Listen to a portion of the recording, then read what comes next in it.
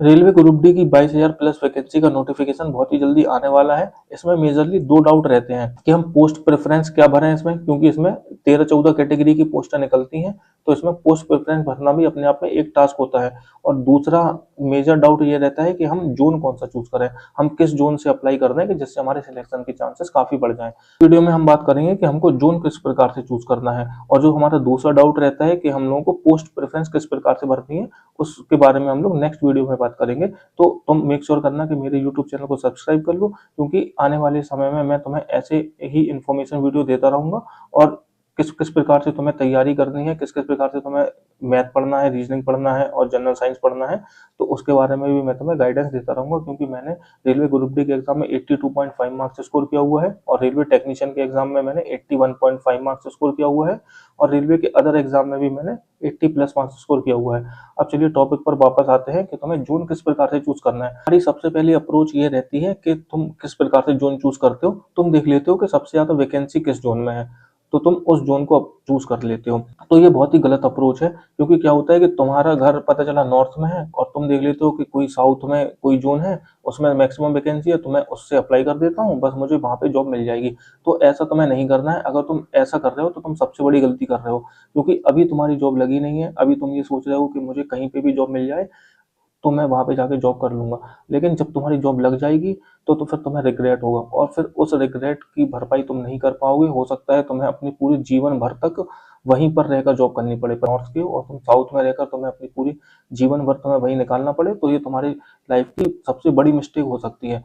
तो तुम्हें ऐसा नहीं करना है, क्योंकि अभी तुम्हें जरूर लग रहा है कि मुझे कहीं पे भी जॉब मिल जाएगी, मैं वहां पे जॉब कर लूंगा। तो मैं तुम्हें बता दूं, देखो रेलवे ग्रुप डी की जॉब है, इसमें इतनी ज्यादा कोई हाई फाई सैलरी तो होती नहीं है। इसमें वही तुम्हें लिमिटेड सैलरी मिलती है। और अगर तुम अपने घर से 1,000-1,500 किलोमीटर दूर जाकर कहीं पर तुम जॉब कर रहे हो, तो 1,000-1,500 किलोमीटर दूर जाने का मतलब है कि तुम हर वीक या फिर हर मंथ तो आ नहीं पाओगे घर। तो तुम एक तो त्योहार में घर आओगे, या फिर तुम्हारे घर में कोई इमरजेंसी होगी तुम जब आओगे। तो इतने दूर रहकर इतनी कम सैलरी में अपने घर वालों से दूर रहना, अपने त्योहारों पे भी नहीं आ पाना, घर में कोई फंक्शन हो रहा है तो उनको भी प्रॉपरली अटेंड नहीं कर पाना, तो ये बिल्कुल भी समझदारी नहीं है। और तुम सोच रहे हो कि मैं बहुत दूर जाकर जॉब कर लूंगा और फिर मैं अपना ट्रांसफर लेके अपने होम टाउन आ जाऊंगा या होम टाउन के आसपास आ जाऊंगा, तो ये तुम बहुत ही गलत फहमी में हो। इतनी आसानी से ट्रांसफर अब नहीं होते हैं। पहले हो जाते होंगे लेकिन अब नहीं होते हैं, क्योंकि मैं खुद रेलवे में जॉब करता हूँ, इसलिए मैं तुम्हें बता पा रहा हूँ कि ट्रांसफर तो तुम भूल जाना। और तुम अगर ये सोच रहे हो कि अभी मैं मुझे कहीं पे भी जॉब मिल जाए मैं वहां पे जॉब कर लूंगा, तो ये भी तुम्हारी सबसे बड़ी गलती साबित हो सकती है। गलती से बचने के लिए तुम्हारे पास सबसे बेस्ट ऑप्शन क्या होता है कि तुम ये देखो कि जो तुम्हारा होम टाउन है वो किस जोन में आ रहा है। रेलवे के जितने भी जोन होते हैं उनमें फिर जोन जो होता है वो डिवीजन में डिवाइड होता है। एवरेजली 3 या 4 डिवीजन होते हैं हर जोन में। तो उस तुम पहले ये देखो कि जो तुम्हारा होम टाउन है वो किस जोन के किस डिवीजन में आ रहा है। तो अगर तुम्हें पता चल गया, एग्जाम्पल के लिए, जैसे प्रयागराज जोन में 3 डिवीजन होते हैं, एक तो प्रयागराज डिवीजन हो गया, और दूसरा हो गया झांसी डिवीजन, और तीसरा हो गया आगरा डिवीजन। तो जैसे तुम्हारा घर आगरा के आसपास है या फिर आगरा में है, तो तुम समझ जाओगे कि हाँ आगरा डिवीजन में मेरा घर है, तो फिर मुझे किस जोन से अप्लाई करना चाहिए, मुझे अप्लाई करना चाहिए प्रयागराज जोन से। तो फिर अगर तुम्हें लगता है कि प्रयागराज जोन में काफी कम वैकेंसी है और उसमें कंपटीशन बहुत ज्यादा होता है, मेरा सिलेक्शन उसमें बाई चांस हो पाएगा, तो तुम क्या करोगे, फिर प्रयागराज जोन के आसपास के जोन देखो कि तुम आसपास के जोन कौन से होंगे। तो आसपास का जोन देखोगे तो तुम्हें दिल्ली मिल जाएगा। दिल्ली डिवीजन जो होता है, तो दिल्ली से तुम्हारा आगरा पास में पड़ जाएगा। अप्रोच ये होनी चाहिए। सबसे पहली अप्रोच क्या है कि तुम अपने घर के पास देखो कि तुम्हें अपना होम टाउन मिल जाए। अगर तुम्हारे होम टाउन में तुम्हें लगता है कि काफी कम वैकेंसी है, तो तुम अपने होम टाउन के आसपास देखो। तो ऐसे अपनी धीरे धीरे करके रेडियस बढ़ाते जाओ।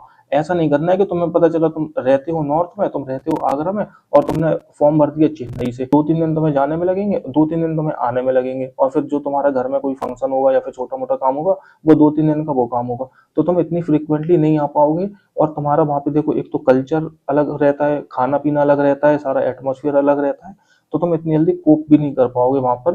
तुम उसमें सामंजस्य नहीं बैठा पाओगे। तुम्हें क्या करना पड़ेगा, मजबूरी में तुम्हें नौकरी करनी पड़ेगी। और देखो, जिनकी एक बार सरकारी नौकरी लग जाती है वो इतनी आसानी से छोड़ भी नहीं पाते हैं। ताकि वो अगर पर्सनली छोड़ना भी चाहें, तो जो पारिवारिक प्रेशर होता है, जो फैमिली से प्रेशर आता है, जो सामाजिक प्रेशर होता है, तो उसके कारण से इंसान छोड़ भी नहीं पाता है नौकरी। और फिर अपने आप में भी वो सेल्फ डाउट करने लगता है कि यार अगर मैं नौकरी छोड़ दूंगा तो फिर मैं आगे करूंगा क्या, या फिर आगे मैं कुछ कर भी पाऊंगा या नहीं कर पाऊंगा।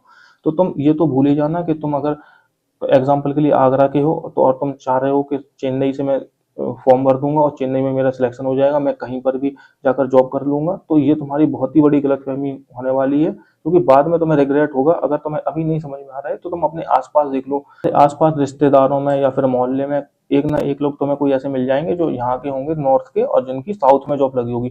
तुम किसी प्रकार से उनका नंबर लेके उनसे बात कर लेना, एक बार पर्सनली बात कर लेना, या फिर जब वो कभी छुट्टी पे घर आए तो उनसे तुम पर्सनली जाकर मिल लेना कि भैया ऐसी ऐसी बात है कि आप नॉर्थ के हो और आप साउथ में जॉब कर रहे हो, तो आपको क्या क्या परेशानियां आ रही हैं और आपको आपका कैसा डिसीजन था। तो वो तुम्हें एकदम प्रैक्टिकल एडवाइस दे देंगे कि देखो मैंने गलती कर दी थी कि मैंने साउथ चूज कर लिया, या फिर मेरी साउथ में किसी प्रकार से किसी कारणवश पोस्टिंग हो गई, लेकिन मैं नॉर्थ आना चाहता हूँ, वो तुम्हें ये बता देंगे। और नॉर्थ के अलावा साउथ की नहीं बात कर, तुम यूपी के हो और यूपी से पता चला तुम्हारी पोस्टिंग दे दी उन्होंने जम्मू कश्मीर में, तो जम्मू कश्मीर भी काफी दूर हो जाएगा, क्योंकि ऐसे ऐसे इसमें जोन होते हैं, तुम कंफ्यूज हो जाओगे। जोन रहेगा तुम्हारा दिल्ली जोन, चंडीगढ़ जोन, और तुम्हें पोस्टिंग मिल जाएगी जम्मू कश्मीर में। जो जोन है ना उनके जो फिर उसके अंदर में जो डिवीजन आते हैं तो उनका फैलाव काफी दूर दूर तक है, तो तुम्हें उसको पहले एक बार अच्छे से प्रॉपरली जानकारी ले लेनी है कि तुम जिस जोन से अप्लाई करने वाले हो तो उसमें कितने डिवीजन आएंगे, उस डिवीजन का विस्तार कहाँ तक है, उस डिवीजन में कौन कौन से स्टेशन आते हैं कि मेरी पोस्टिंग कहाँ कहाँ तक हो सकती है।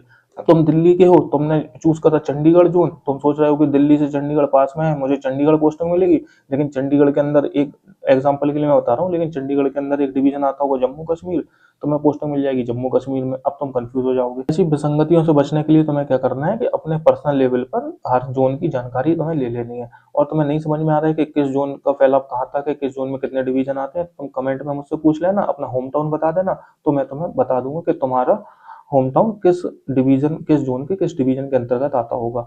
और इसके अलावा भी अगर तुम्हारा कोई डाउट हो तो कमेंट में पूछ लेना। जोन चूज करने की समरी यही है कि तुम सबसे पहले देखो कि तुम्हारा होम टाउन किस जोन के डिवीजन के अंतर्गत आता है। अगर तुम्हें लगता है कि उस जोन से मुझे अप्लाई नहीं करना है किसी भी कारणवश, तो तुम अपनी रेडियस धीरे धीरे बढ़ाते जाओ, कि फिर तुम देखो कि 100 किलोमीटर के अंदर में कौन सा स्टेशन आएगा, फिर 200 किलोमीटर में, 300 किलोमीटर में, 400 किलोमीटर में। ऐसे तुम बढ़ाओगे रेडियस तो तुम निश्चित ही फायदे में रहोगे। जब तुम्हारा सिलेक्शन हो जाएगा और तुम देखोगे कि तुम्हारा सिलेक्शन कहाँ, तुम्हारा सिलेक्शन हुआ है और फिर तुम्हारी पोस्टिंग तुम्हारे घर के कितने पास मिली है, और जो तुम्हारे साथी होंगे, तुम्हारे दोस्त होंगे और उन्होंने बिना गाइडेंस के कहीं पर भी अपना अप्लाई कर दिया होगा, तो फिर तुम उनसे बात करना अपनी नौकरी करने के 3-4 महीने बाद ही उनसे बात कर लेना, तो तुम्हें पता चल जाएगा कि तुमने कितना सही डिसीजन लिया था। तो अभी तुम्हारे पास ऑप्शन है, तो तुम अपने ऑप्शन को वाइजली चूज करो, तो फिर बाद में तुम्हें ताकि रिग्रेट ना हो। और दोस्तों अगर वीडियो पसंद आई हो तो वीडियो को लाइक कर देना और मेरे चैनल को सब्सक्राइब कर लेना। और अगर तुम्हारा कोई भी डाउट है तो कमेंट में पूछ लेना, तो मैं तुम्हें बता दूंगा। और तुम रेलवे ग्रुप डी का एग्जाम किस जोन से अप्लाई करने की सोच रहे हो वो भी कमेंट में बता देना। रेलवे की ऐसे ही इंपॉर्टेंट इन्फॉर्मेशन पाने के लिए, रेलवे की स्ट्रेटेजी पाने के लिए कि कैसे हम लोग रेलवे के एग्जाम को प्रिपेयर करें काफी कम टाइम में, हम लोग लेस एफर्ट पे मैक्सिमम आउटपुट ले सकें, उसके लिए तुम मेरे चैनल को सब्सक्राइब जरूर कर लेना।